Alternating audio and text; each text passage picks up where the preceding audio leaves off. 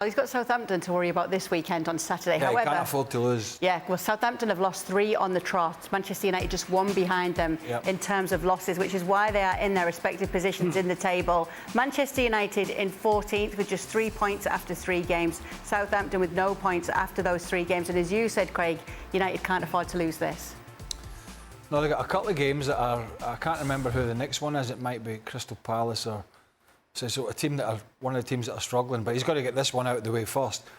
I mean, if you come off the international break, off the pasting by, it was the last game Liverpool, I think it was. Liverpool 3-0. Yeah, just pretty much a non-event really. For Liverpool, it was a cakewalk. You come off that and you lose to Southampton. I mean, the knives are already starting to come back. You're right about it being Palace after that as well. Sorry? You're right that it is Palace after that. Away. Away as well, yeah. Who went to Chelsea recently and got a good result. Have had a tough start to the season.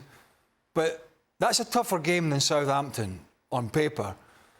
But this sort of goodwill from the FA Cup win, which was a surprise, took him into the summer, sort of saved his job, even though United were looking elsewhere. You know, convinced everybody that he would try to convince everybody he was still the man. There's not a lot of convincing has happened in the first three or 4 games of the season. So he's already back on the clock, I think. Now, defeat here, you know, if he's picking up 1 point out of the next 6 against these 2 teams, and then I think he goes into a cup game, he's bang in trouble again. Because you're expected to go to a newly promoted side like Southampton and roll them over, even as bad as United are. So this is a huge game for him, a huge 2 games. Loses both, and I really don't see how Ineos and all these new people that have come in, Dan Ashford, Jason Wilcox, Sir Dave Brailsford, you know, Jim Ratcliffe with the money, I don't know how they can sit back if he loses the next 2 games. They could be actually in the bottom 3. There's no way, I don't see how he can survive that. I really don't. So that's how tight it's going to be for him. I'll go further. You cannot lose to Southampton. You can't. Do you think he goes if he loses to Southampton? I think he has to.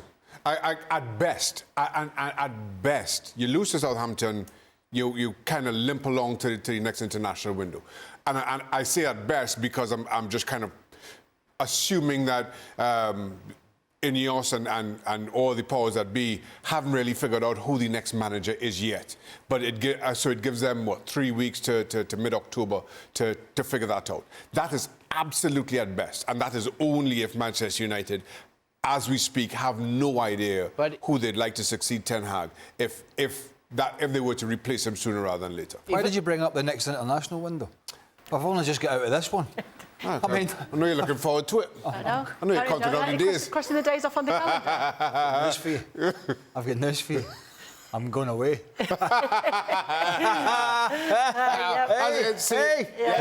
know that. Ineos know that, so they know Craig's going to be away, so this is the perfect time. 1 step ahead of us. Go ahead, Frank. Yeah, I just want to add that it's not even a defeat that could risk Ten Hag's positioning. I think even drawing away from home against Southampton, who lost the 3 first games, could put him in danger. If he draws the 2 next game, that's not Manchester United, positioning that that you could find. They could be in the last 3, drawing the 2 last game, which is not the standard of what Manchester United. And I'm not talking about the past Manchester United, even the nowadays Manchester United should do. So they have to win. First at Southampton for sure. They have to win. They have to get a 3 points. Maybe a draw against Crystal Palace will be enough. 4 points in 2 games. That's not too bad, but. A draw against Southampton, a draw against Crystal Palace could be the end of Mr. Ten Hag.